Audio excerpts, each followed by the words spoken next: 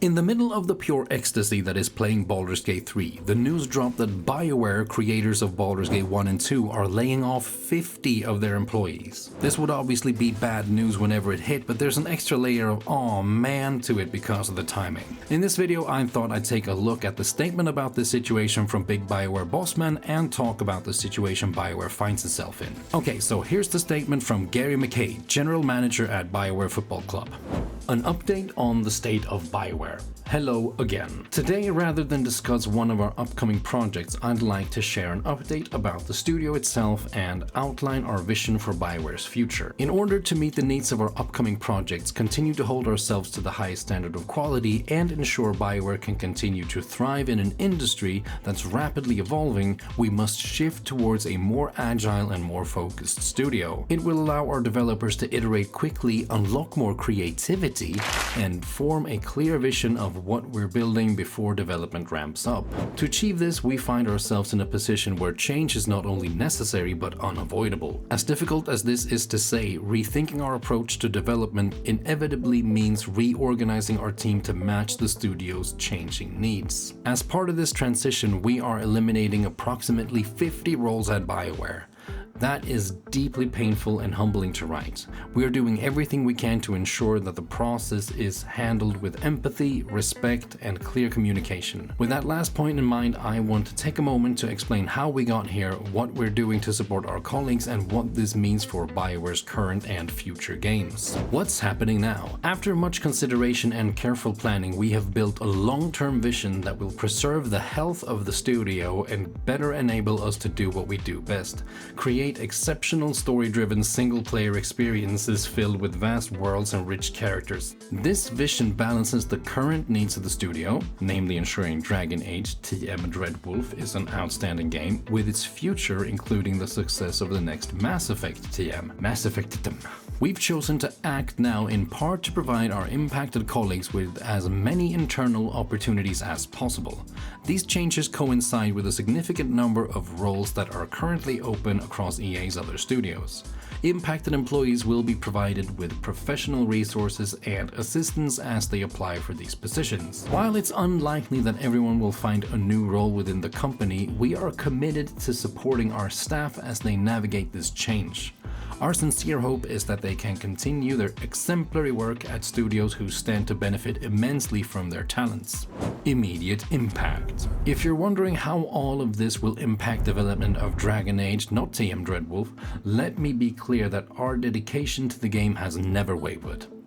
Our commitment remains steadfast, and we all are working to make this game worthy of the Dragon Age name. We're confident that we'll have the time needed to ensure Dreadwolf reaches its full potential. I can also tell you that every member of our team, even those departing Bioware, deserves credit for crafting a spectacular experience.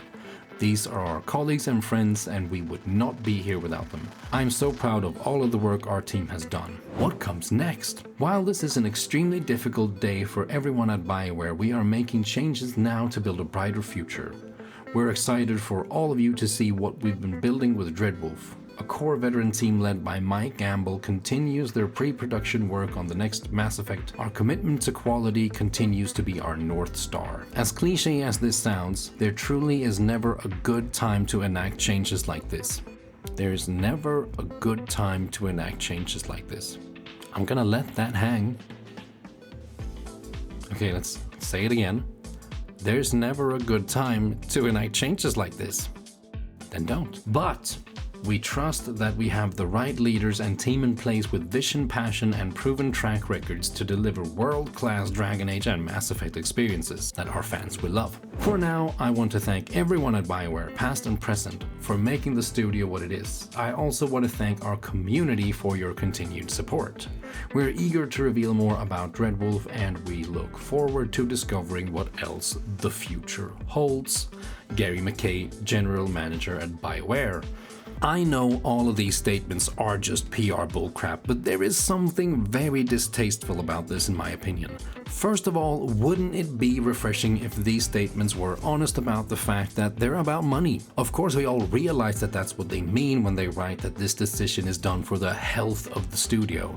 It's not like they fired 50 bad eggs that created a toxic workplace environment. No, they're talking about money. They just want to kind of say it without really saying it, which is fine in a way because we all get it. But to then go on to say that they're making changes that will make the studio more agile and unlock more creativity is messed up.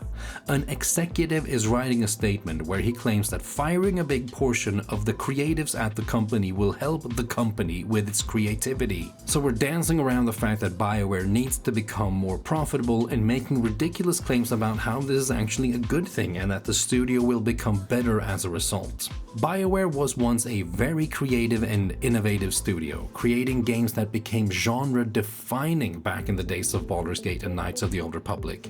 And they then took what they were good at into a more modern generation of games with Dragon Age and Mass Effect, new beloved franchises in brand new worlds with stories and characters that engaged both old and new generations of RPG players. It feels like a lot of studios who do well and excel at what they do are rewarded by being purchased by one of these giants of the industry. We see it all the time, whether it be Microsoft, Sony, Activision, or in this case EA. And a big reason for the quality of Mass Effect and Dragon Age could in part come from the financial muscle and vast resources that these billion-dollar companies can offer a studio. But what these billion-dollar companies ask in return is always the same thing: more billions of dollars. In order to deliver this, decisions are made that aren't based on creativity. I mean, did creativity introduce microtransaction DLC quests into Dragon Age Origins? Did creativity decide that after Mass Effect, Bioware should make the online live service game Anthem? According to the giant publishers at the time, people didn't want narrative-focused single-player games anymore. But what happened? Blizzard ended up scaling down Heroes of the Storm, Valve cancelled their version of Hearthstone, EA abandoned Anthem after a disappointing release. Meanwhile, games like Breath of the Wild, God of War, Horizon Zero Dawn sold like crazy and proved that we actually are very much interested in buying narrative-focused single-player games. So, change of plans again for Bioware.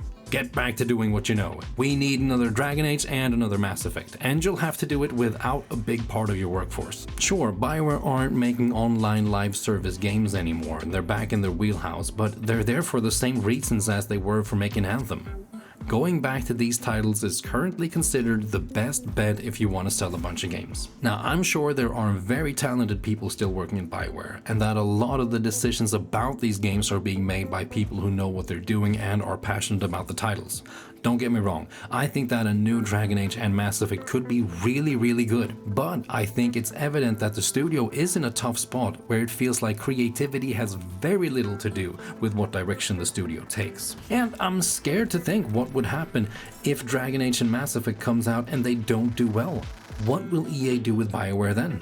I haven't personally been a big fan of the games that Bioware has put out after Mass Effect 2, and seeing what Larian has been able to do with Baldur's Gate 3, I've thanked my lucky stars that Bioware hasn't had the right to Baldur's Gate all these years. At the same time, Bioware is a company that has played a huge role in gaming being a part of my life for the past 25 plus years, and I hate seeing them in this situation. I hope that the next installments of Dragon Age and Mass Effect do well enough to get EA off their backs, that they're allowed to work without demands of creating the next huge money printing machine. Who knows, maybe they'll be given room to think about what a brand new Bioware IP could be. Because it doesn't matter if it's an Anthem or a Dragon Age. If it comes with a demand of massive success and millions of copies sold, I believe that will do the opposite of unlocking creativity. I believe that seeing your co-workers disappear while you're working on a game that is expected to be a huge success has the risk of trapping you in your comfort zone, to do what you know has worked in the past instead of trying something new. Obviously, I don't know, and I don't claim to know anything about the development of games or what things are currently like at Bioware. These are just thoughts that came to me while reading the statement that was put out that, like I said, left me with a very bad taste in my mouth. I'd love to hear what you think of all of this. Please head down to the comments and share your 2 cents. I'm sure they're worth a lot more than mine. Anyway, thank you so much for watching, and I will see you in the next one.